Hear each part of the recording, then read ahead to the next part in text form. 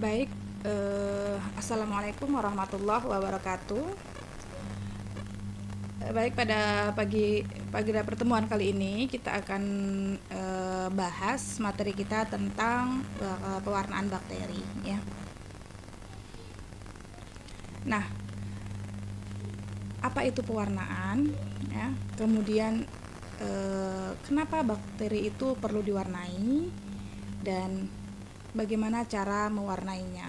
Nah, bahasan ini akan kita bahas pada pertemuan kali ini, ya. Yang pertama, pewarnaan bakteri itu memiliki kata kunci, ya. Kuncinya adalah perbesaran dan kontras. Jadi ketika kita melakukan pewarnaan, itu yang harus diperhatikan adalah kita melakukan perbesaran saat kita melihat mikroskop, kemudian kontras atau warna yang digunakan pada saat pewarnaan. Nah, di sini untuk warna bakteri ini adalah untuk melihat bentuk sel bakteri, di mana warna spesimen harus kontras dengan latar belakang dari lapang pandang mikroskop. Nah, kita ketahui bersama, ya, di sini kenapa dalam pewarnaan pada dasarnya sitoplasma itu kan warnanya adalah transparan, ya, sehingga sangat sulit, ya, untuk dilihat dengan mikroskop, ya, sehingga perlu kita lakukan pewarnaan dengan atau menggunakan pengecatan. Nah, guna ada pengecatan ini adalah atau pewarnaan ini adalah untuk menentukan atau membedakan morfologi sel, ukuran dan susunannya. Nah, di sini kita lihat untuk pewarnaannya atau cat pewarnanya itu kita menggunakan pelarut, ya, larutan yang berisi aquades atau etanol, atau biasanya juga menggunakan derivat dari benzen, ya. Nah, di sini disebut dengan kromogen. Nah, bagian kromogen yang dapat diwarnai tersebut itu disebut dengan kromopor, ya. Sedangkan auxoflom adalah bagian kromogen yang bermuatan. Nah, di sini prinsip dari pewarnaan ini adalah zat warna dari pewarna yang kita gunakan itu akan bergabung secara kimiawi dengan protoplasma bakteri. Kemudian fungsi dari pewarnaan tersebut adalah untuk mengamati morfologi, struktur, dan sifat bakteri. Kita akan lihat kategori-kategori dari pewarnaan. Yang pertama adalah untuk melihat morfologi, ya, itu biasanya kita gunakan pewarnaan sederhana, ya, dan pewarnaan negatif. Ini biasanya kita gunakan untuk melihat ukuran, bentuk, dan susunan. Nah, kemudian ada jenis pewarnaan diferensial, itu bisa kita gunakan pewarnaan gram dan pewarnaan asam, bahan bakteri tahan asam, ya, atau BTA. Kemudian untuk melihat strukturnya kita akan menggunakan pewarnaan spora, ya, kemudian pewarnaan kapsul, pewarnaan flagel, dan mikoplasma. Nah, di sini kita akan lihat pewarnaan sederhana, ya. Pewarnaan sederhana sendiri itu tujuannya adalah untuk membedakan bentuk, ukuran, dan susunan sel bakteri. Biasanya kita hanya menggunakan satu macam zat warna saja, ya, misalnya methylene blue, safranin, dan kristal violet. Nah, di sini.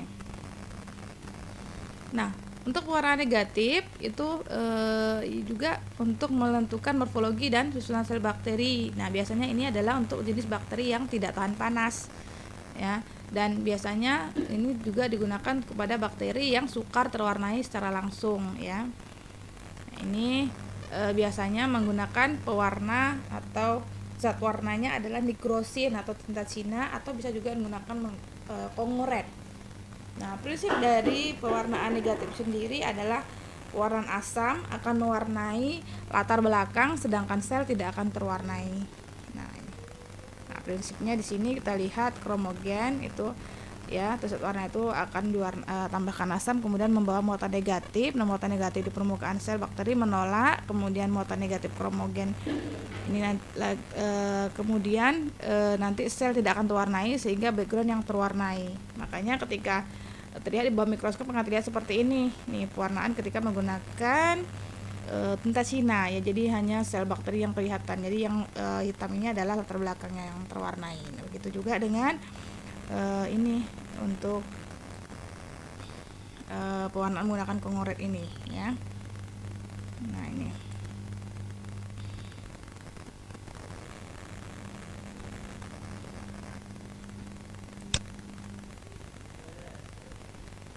Nah, untuk pewarnaan gram sendiri itu tulis pewarnaan diferensial ya, untuk membedakan antara bakteri gram positif dan bakteri gram negatif. Nah, di sini juga untuk menentukan morfologi sel, susunan sel, dan ukuran sel bakteri. Dapat juga digunakan untuk digunakan untuk menduga awal suatu identifikasi. Jadi kalau kita melakukan identifikasi itu paling sering kita gunakan pewarnaan gram terlebih dahulu ya. Nah, jenis zat warna yang digunakan itu juga lebih kompleks ya. Kalau kemarin tadi untuk warna sederhana kita hanya satu zat warna saja, untuk warnaan gram kita menggunakan beberapa zat warna. Ya, di sini ada kristal violet, iodin, kemudian ada pakai alkohol, kemudian terakhir kita akan teteskan dengan safranin. Nah, untuk prosedur nanti kita akan lebih bahas pada praktikum ya. Jadi di sini hanya saya jelaskan tentang prinsip-prinsipnya saja. Untuk prosedurnya nanti lebih jelasnya, lebih detailnya kita akan lakukan di praktikum. Ya, kemudian untuk pewarnaan endospora di sini kita ketahui bahwasannya bakteri itu ada yang memiliki spora. Apa guna spora? Gunanya adalah untuk mempertahankan kondisi tubuh, untuk mempertahankan dirinya pada kondisi-kondisi tidak memungkinkan ya. Nah, di sini contoh bakterinya adalah bakteri Bacillus dan bakteri Clostridium. Nah, ini pada prinsipnya ya, spora bakteri itu tahan ya terhadap pemanasan atau bahan kimia. Karena itu ya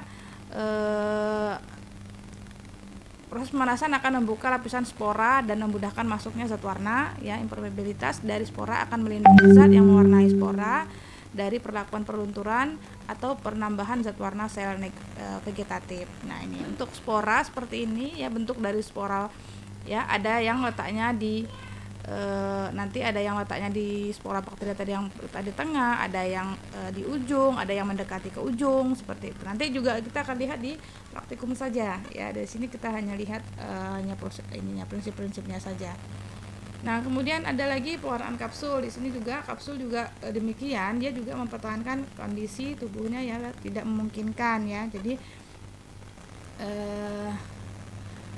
prinsip dari pewarnaan kapsul juga hampir sama dengan pewarnaan spora tadi ya. Nah, ini kalau kapsul itu terlihat bening ya, kalau spora tadi terlihat adanya di ujung dan di atau mendekati ujung dan atau di tengah. Nah, kalau untuk pewarnaan kapsul kita mewarnai bakteri dan nanti terlihat di sekelilingnya ini adalah bening seperti ini ya. Nah, ini untuk pewarnaan kapsul. Nah, metodenya itu ada metode Burigin, kemudian ada metode Stilhitz, ada metode Wells, ada metode Anthony. Nah, kita lebih biasa menggunakan untuk metode Burigin. Jadi pada pada praktikum nanti kita akan menggunakan pewarnaan Burigin. Nah, untuk zat warnanya ini biasanya kalau Burigin pakai safranin, kalau untuk Stilhitz itu ada pakai basikusin dengan alkohol dan sebagainya. Sini kita bisa lihat ya. Nah, untuk pewarnaan flagel juga demikian. Flagel ini adalah alat gerak, jadi kita bisa melihat juga melihat dari flagel bakteri ya. Nah, ini prinsipnya. Di sini Mordan akan meningkatkan afinitas flagel ya untuk menyerap zat warna. Koloidal garam asam tanat menyebabkan presipitat pada dinding sel dan flagel sehingga tampak lebih besar dan terwarna dengan karbofluksin. Nah, ini ada cara pembuatan preparat, kemudian ada cara pengecatan. Ini juga nanti akan lebih jelas kita lihat pada saat praktikum ya. Nah, apa fungsi Mordan ya? Ada pewarnaan flagel itu untuk mengintensifkan pengecatan dengan memperbesar bentuk dan diameter flagel. Nah, ini. Kemudian inilah bentuk dari hasil pengecatan flagel ya. Jadi terlihat di sini ada flagel kita ya. Atau flagel itu kan alat gerak ya. Jadi pada pelajaran morfologi kita sudah pelajari flagel alat gerak. Jadi kita bisa lihat alat gerak menggunakan metode pewarnaan flagel. Nah, itu saja untuk pertemuan kali ini ya. Terima kasih. Assalamualaikum warahmatullahi wabarakatuh.